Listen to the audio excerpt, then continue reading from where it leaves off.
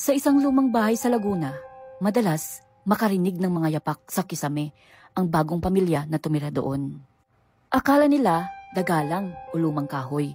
Pero gabi-gabi, eksaktong 12:00, may maririnig na mahina, ngunit malinaw na paggapang sa itaas.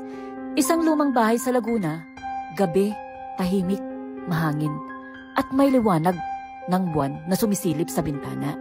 Isang batang babae, mga 8 taong gulang, nakaupo sa kama, nakatingala sa kisame, habang naririnig ang mahihinang tunog ng paggapang.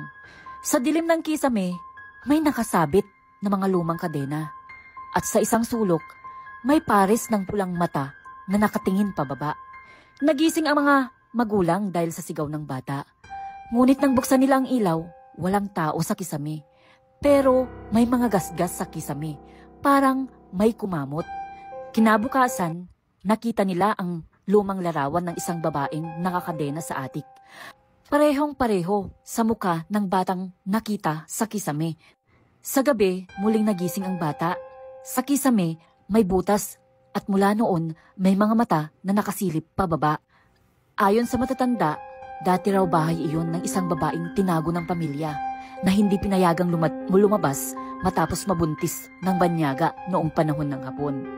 Doon na siya namatay sa mismong kisame kung saan siya ikinulong at kinalawang ng mga kadena.